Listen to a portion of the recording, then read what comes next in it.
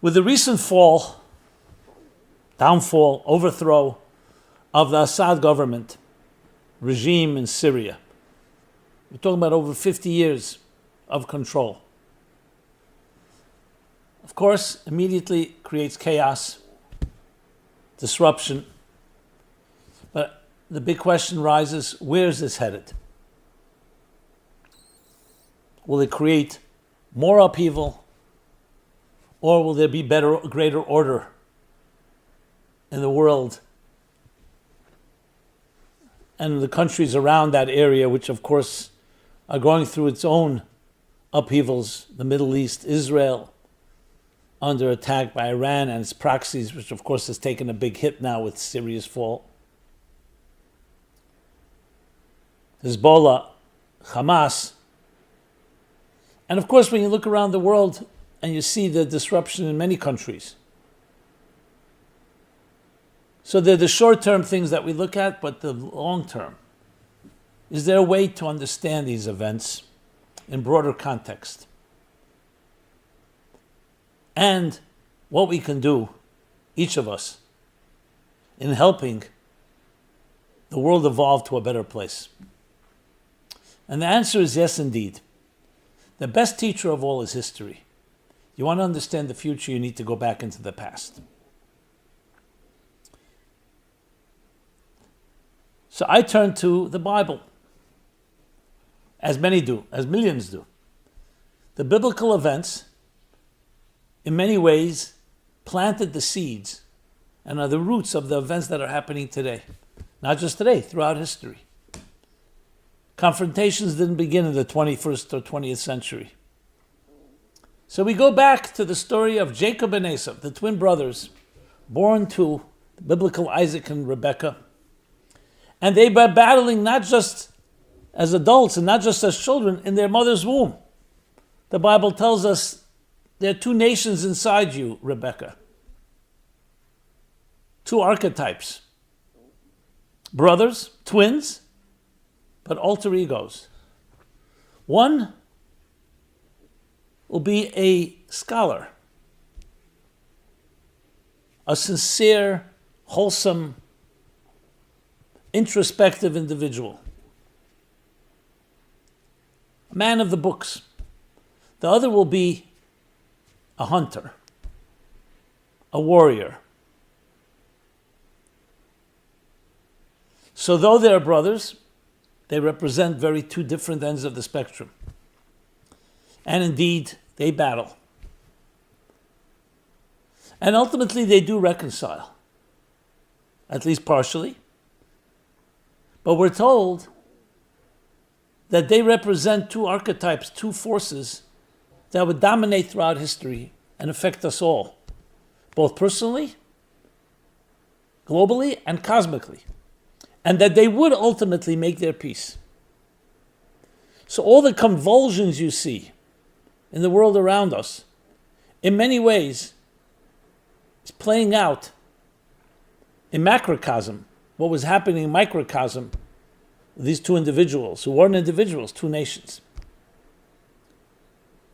So let's review that a bit, and we can then apply that the most fascinating way to events of today in a very seamless way, without forcing anything. What indeed was their battle? What were they fighting about? So let's begin on a personal note. We all have a struggle within each of us. That struggle is the struggle between survival and transcendence.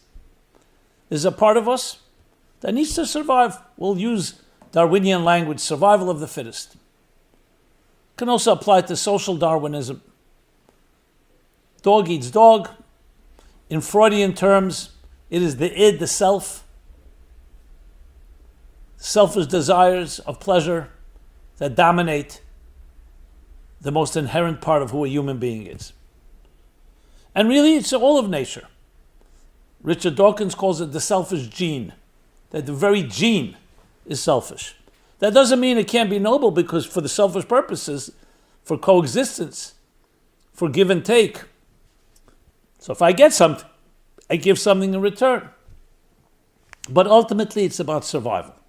That's the driving force.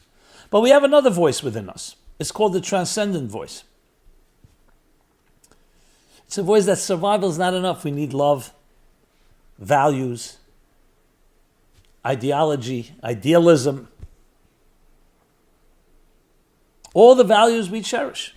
Freedom, human rights, dignity, respect, and less love. And they often conflict, because when you love someone, are you still in the survival of the fittest mode? So some people, even biological evolutionary thinkers, will say, yes, even love is a part of the selfish gene, because it's an extension of you in some ways, making you better. But there's another viewpoint, that there is something greater, and that we are essentially transcendent beings. Yes, we have a physical side, and therefore there's a selfish voice within us. And there's a battle going on between the two. Who will dominate?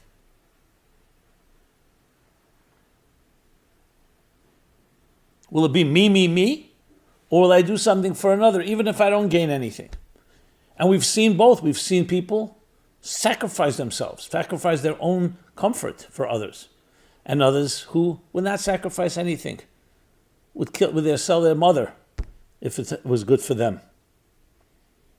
So clearly you do see these two voices. And that is Jacob and Esau fighting within us. Now this doesn't mean one is good or one is evil. Because survival is not necessarily an evil thing. It's evil if it becomes destructive and you step on others and you hurt others to save yourself. But you can harness that. We all need to protect ourselves. In the words of Hillel, the great sage, who said, if I'm not for myself, who will be for me? So you do have to take care of yourself. But if I'm only for myself, what am I? So the challenge is, e pluribus unum, can we be many? And can the many lead to one? Can we find harmony within our diversity? And that was the battle. Ultimately, we need a balance between the two. You can say the battle between religion and science, which became dominant especially during the Enlightenment, 17th, 18th century, is very much the same. And I'm not talking about a corrupt religion, which was really the essence of what the battle was initially. I'm talking about faith and understanding that we need to answer to some higher authority. Or, the other extreme, we're self-made people, there is no God, and we'll work it out ourselves. There's a battle going on between the two. Moral relativism versus absolute morality. So the battle rages on so many different levels. So taking it from the individual to the global, nations of the world, the wars that have been fought. So yes, very often a war is about dominance, money, control, power. But there's always some ideology behind it. Even the distorted and obscene vision of Nazi ideology was that the Aryan race is the pure race, and that has to dominate, and everyone else have to be slaves or eliminated. We all understand how antithetical that is, just to contrast that with the words of the Declaration of Independence. All people, all people are created equal. All men, meaning all people, are created equal. And by virtue of the Creator have inalienable rights. And no one person is better than another. There you have right there two conflicting theories. So if you go through history, the idea of dominance, of superiority, which is so much control, maybe the driving force of so many wars, deluding or convincing yourself that our race is superior and has to dominate. That may mean masking simple greed and selfishness to control, power, ego, arrogance. Is only checked when you have the humility to answer to something greater than yourself. Abraham struggled with this. The grandfather of Jacob and Esau struggled with this. He grew up in a pagan world, a materialistic world that was dominated by this philosophy. In many ways, this philosophy dominates a lot of the world today. You see that when it comes to money and to power. Just go into any courthouse and see the amount of litigation going on. Materialism is a very powerful force. And that includes money and possessions and power and control and everything that and our equity, as it's called. But we all know there's another voice. So cynics dismiss that voice. Comes down to you could buy anyone. That's what the cynic will say. Everybody's values can be compromised if the price is right. Others will say that's not true. There are people that will not sell themselves, their families, their values. It may be a minority, but there's enough. And we definitely conceptually all feel that resonates more to stand for something rather than just me, me, me. Even though we may resort and we may gravitate sometimes to the lowest common denominator. That's the battle. All this is encompassed in the Jacob and Esau battle. Can we reconcile? In a way, not just reconcile, can we integrate the material and the spiritual of our lives? The survival and the transcendent? And the answer is absolutely, and that's the end story. But to get to the end, we've been going through conflicts and wars, personally, interpersonally, nationally, and globally. Because if you think of it simply, and this may sound naive and simple, 8 billion people on this planet. Why do some people feel they need to kill others? Why do they feel that, why the others a threat to them? So of course they'll say because you attacked us first. You took our land, you took our this, you took our that. Some will say it's the ideology because God wants us to cleanse this world from infidels. I mean, I'm not going to go through every argument, but bottom line is, there's a lack of humility and recognizing that we're all created by God.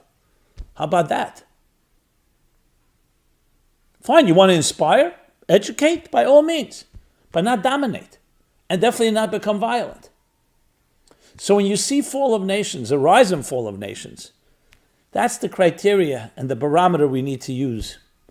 To understand it well, we need to look at where is it headed. And I quoted the Declaration of Independence very deliberately. The United States is not a perfect country, and its people are not perfect, by no means. But that statement that all of us are created equal, and we all have inalienable rights, was not just said for Americans, and not just for whites, and not just for one race or color or culture, for every human being on this earth. Something inspired these founding fathers. It actually worked against them because it ultimately was the basis for abolishing slavery. And it's really based on the Bible. That's what Abraham was teaching his children and his grandchildren.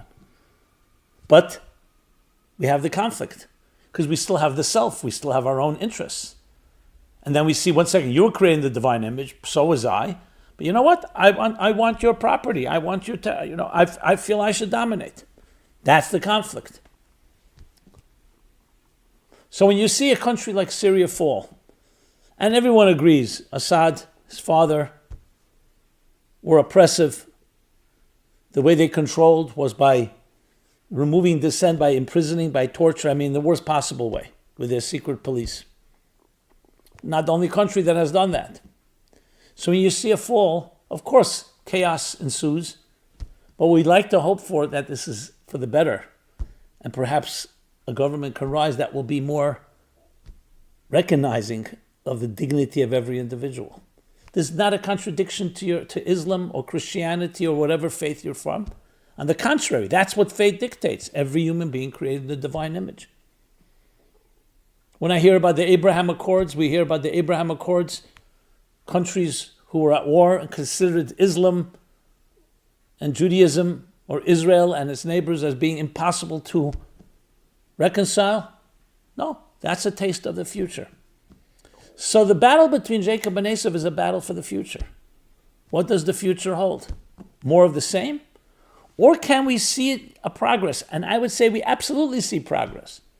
Because as much as there are still wars going on, and tensions, and hatred, and violence, we don't need proof. We see what's been happening the last year, and before that. But generally speaking, the trajectory is one of progress. Christianity once terrorized the world. And it was tamed. with the United States and then other Christian countries. The same can happen with radical Islam. And same will happen. But we can't just be bystanders. We need to be part of the process. We need to demand that. And when we see an overthrow of a government, of a country, we have to push in every way possible. I'm not saying all of us have political connections, but the mindset and the standard, especially with technology today, has to be that we have to join voices. Yes, time has come. Let Syria become a shining example of what a country can be. I know it sounds naive, it sounds like impossible with all the factions. But everyone thought all the thousands of years that it would be impossible to stop wars. And things have become better. There's more work to be done. That's why we're talking about it. So Jacob and Esau give us actually a vision of the future. First of all, telling us this conflict is not new. Secondly, telling what the real story of the conflict is ultimately the battle between matter and spirit. If you wish, between the divine and the diabolical. Between higher purpose and survival. And we're not looking to eliminate or annihilate one or the other. The body and soul have to come together. The physical world has to become the fuel for spiritual energy. In other words, we have to spiritualize the material world by recognizing that it's not me. It's not my needs that drives existence. What drives existence is the mission of your life, the mission to serve, the mission to bring light, love, goodness wherever you go. To respect the dignity of every soul and its rights. And if you feel there's something that you disagree with or something that needs to be corrected, find ways to inspire, to educate. Obviously, I'm not getting now into self-defense. If you're under attack, you need to protect yourself. But the biggest goal of all is that light will ultimately dispel darkness. We'll be coming to the holiday of Hanukkah shortly, which, interesting, is a battle between the same two type of forces, the Maccabees and the Syrians.